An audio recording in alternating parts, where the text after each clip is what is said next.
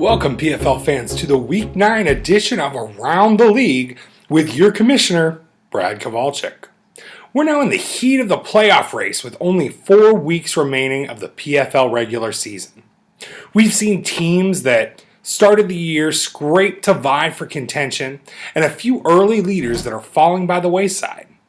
Who will receive one of those coveted playoff spots is still anyone's guess, and we're sure to see some upsets. Let's start off by looking at this week's scores.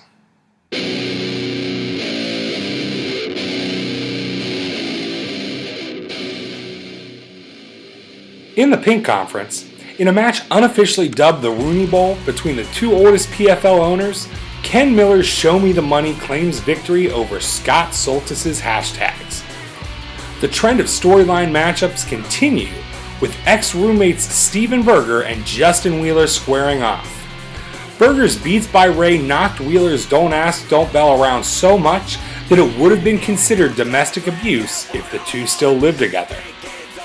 Nicole King's King of the Field falls from the grace of the fantasy football gods, dropping a game to Tyler Yost's Yost infections and registering the lowest score in the Pink Conference.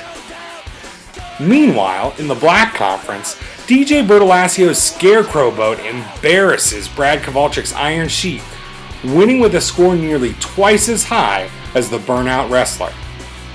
Haley Sharp's Donnie Iris is not the lowest scoring team this week, but still registers her 9th loss of the season.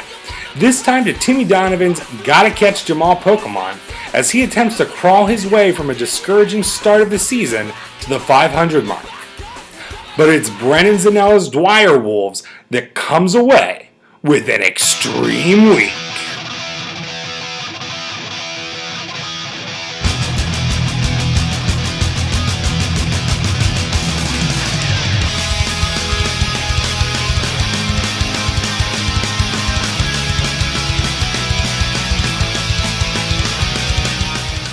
Brennan Zanella redeemed his abysmal Week 8 score with a major jump in numbers this week, recording a total score of 162.5 points. Dwyer Wolves was led by quarterback Marcus Mariota, who threw for 371 yards and 4 touchdowns for a score of 46 points. DeMarco Murray, Jeremy Langford, and Alan Hearns all had 20-plus point games, and Frank Gore and Rashard Matthews both netted 15. Honestly, the only players that didn't post double digits for Dwyer Wolves were Martellus Bennett and the Falcons' defense and special teams. We can't all be as lucky as Brennan to have all of our players blow up the same week, but none were as unlucky as Trey Novue. So where was the passion when you needed the most? Oh, you and I, you kick up the leaves and the magic is lost. 'Cause you had a bad day, you take one down, you sing a sad song just to turn it around. You say you don't know, you tell me don't lie, you were gonna smile and you go for a ride. You had a bad day, you see what you like, and how does it feel? One more time, you had a bad day, you had a bad day.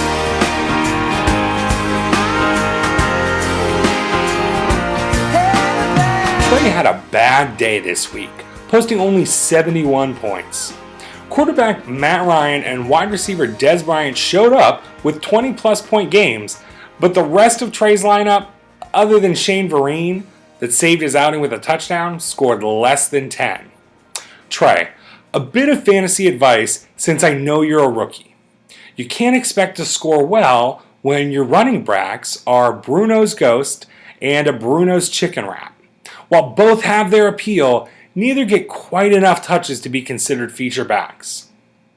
Oh, and that guy that works at the walk station in Dobbins probably isn't a great choice for tight end either. At least Trey didn't start a player out or on bye this week, so he avoids that shaming.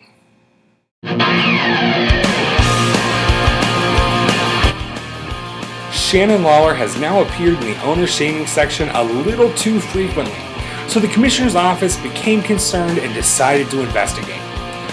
After finding this photo on Shannon's Facebook, we can only assume that Shannon may have met with a terrible accident. Due to the owner having met with a tragic end, the commissioner's office sadly dubs Suck My Dicta, parentheses S. Lawler, as a ghost team. Woo!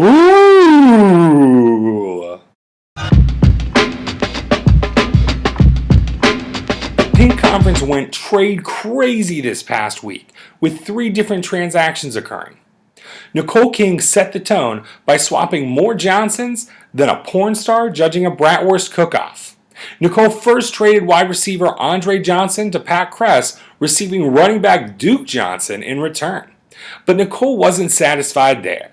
She then trades away wide receiver Calvin Johnson to Scott Soltis in exchange for running back Latavius Murray.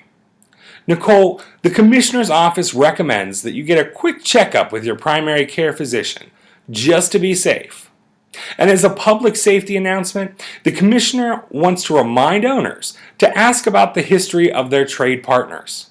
As your gym teacher that uncomfortably taught health class always said, when you trade in fantasy football, it's like you're trading with everyone they've ever traded with before you. In a less comedic trade, Ken Miller comes to terms with Steven Berger on a major deal. Miller sends Week 9 running back stud DeAngelo Williams in exchange for wide receiver A.J. Green and running back Carlos Hyde. Now we're going to get to what you've all been waiting for and take a look at this past week's standings.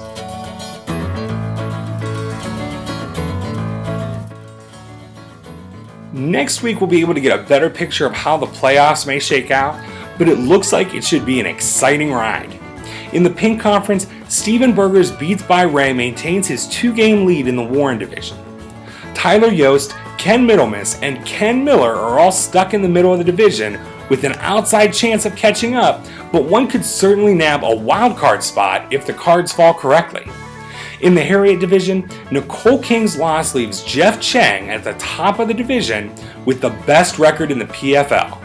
Jeff is sitting pretty as one more win for his Captain Hammer and a single loss to each of the teams with 5-4 records through the last 4 games guarantees him a spot in the playoffs. But don't count Nicole King, Rachel Reeves, or Scott Soltis out of the hunt just yet, folks.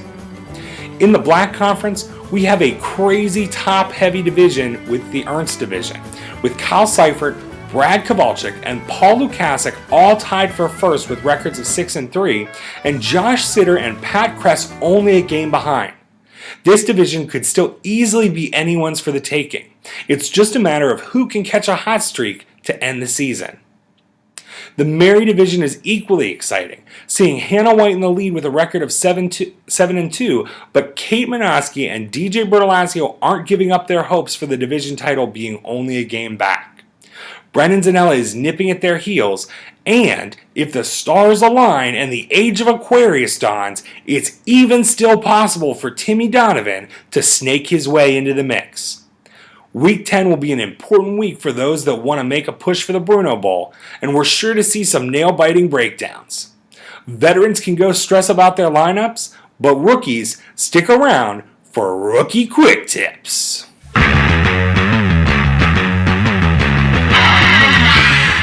Hey rookies, if you want to succeed in fantasy football, it's just like college. Studying will play a major role in if you can ace the test each Sunday. While fantasy football only has to take about 10 minutes a week, if you want to do well, you'll have to put in the time after class.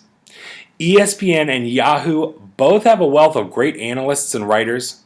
Podcasts can be a great way to gain an edge while you work out or you drive, and watching games and player performances can give you great insight as who you want to be playing each week. The final is coming, so make sure you study up. Next week, we're going to start a 2-part series on some hidden stats that you can start looking at in your research to help you predict success. Until then, good luck in a big Week 10.